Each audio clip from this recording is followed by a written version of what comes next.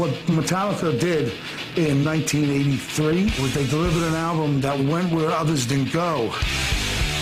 It was just so aggressive and so tough, and it's boys will be boys. No American band ever sounded like that.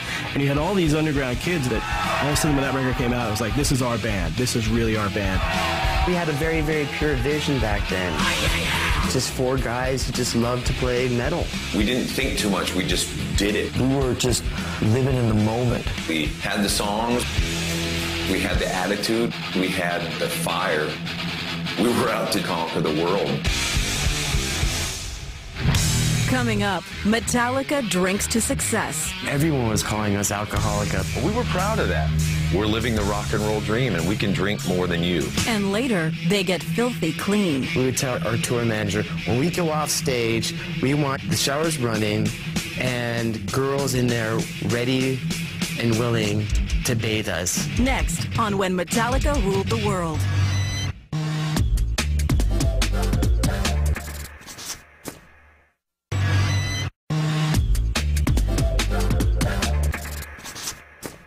This is called No Remorse.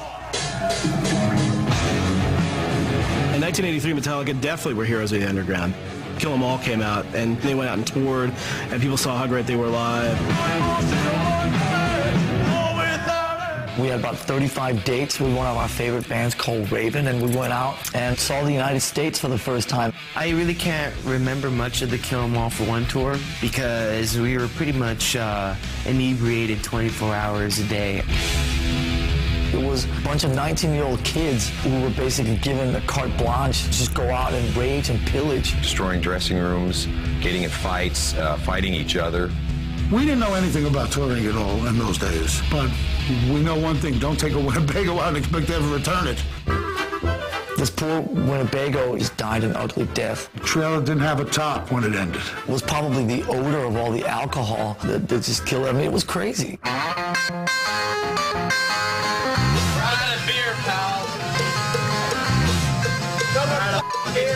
Everyone was calling us Alcoholica. We'd roll into town and, I'd hear people screaming, Alcoholica!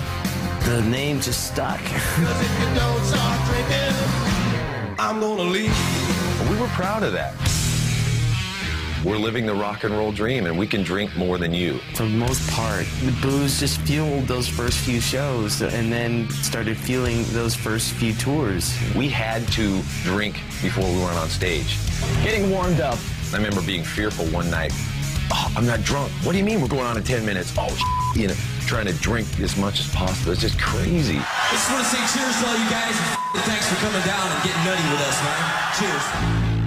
I mean, it got to the point where someone gave me a live tape, and I was like, oh my God, that's us. That doesn't even sound like us. We were out to drink and destroy. We'd come out of clubs at 7 in the morning. People are off on their way to work. We're jumping on the hoods of their cars at stop signs. Go to work. The kind of stuff that we were doing just probably shouldn't be talked about in family television. Shooting guns off at hotels, in the middle of Hollywood. It also involved a lot of other things, like partaking, at a female. Back then, bands like Metallica, Anthrax, Slayer, the girls were kind of few and far between. And maybe it's because of what we looked like. I'm too sexy for my shirt. God, they're ugly. It's a bunch of ugly guys. We looked like we were 7-Eleven employees. They can rock, though.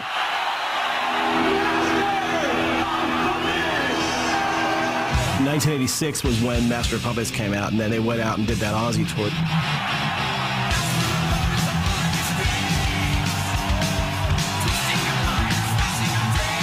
That was when they went from being a really amazing underground club band to being a band that could go out and play arenas. It was unbelievable to be sitting there with Ozzy every night, playing to 15,000 people. I'm there, Coliseum. The place was packed. Looking around, and they all had Metallica shirts on.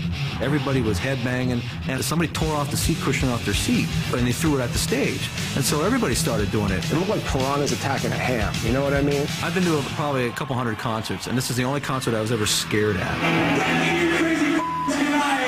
And When it was time for them to leave, to get off the stage, everybody kept chanting.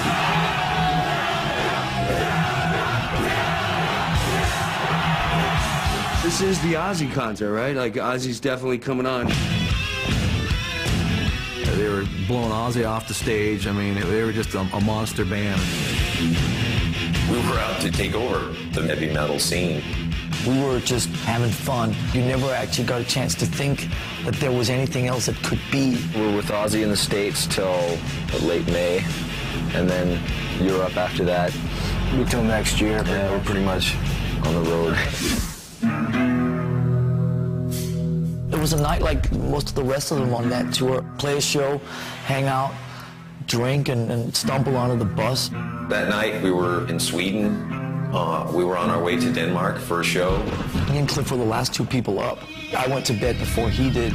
The next thing that happened was I just remember hearing these loud noises. It wasn't an earthquake, it was the back wheels of the bus jumping. The bus flipped and was rolling. And I thought, oh my God, we're going off a cliff or something. The bus, went over on its side, and I kicked out the back window, which is the emergency window. I don't know what it was, 15-degree weather outside. We're all in our underwear. I just started freaking out.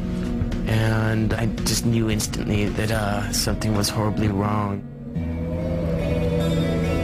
I could hear everyone else screaming and crying, but I didn't hear Cliff's voice. It was all kind of odd because we were standing there going like, where's Cliff? And turn around, I could see Cliff's feet sticking out from underneath the bus. There's no movement, there's no nothing. And that was just something that I'll never forget. The vision is just, it's burnt into my mind.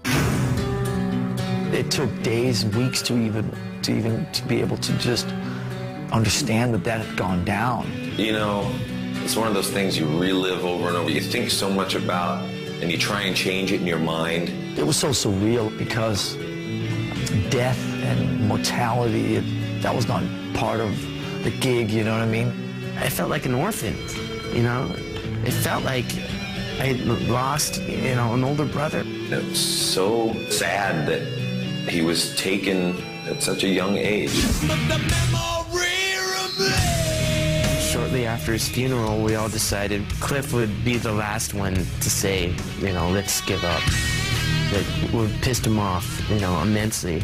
We had to keep going because it was the only thing we knew. We talked about it and we wanted to keep the spirit of Cliff Burton alive and well in Metallica. And to stop Metallica would to stop that spirit.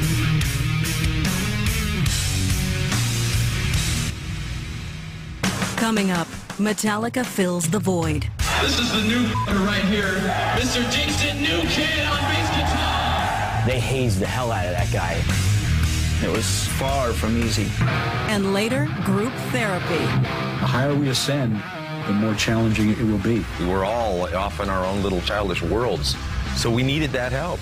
Next on When Metallica Ruled the World.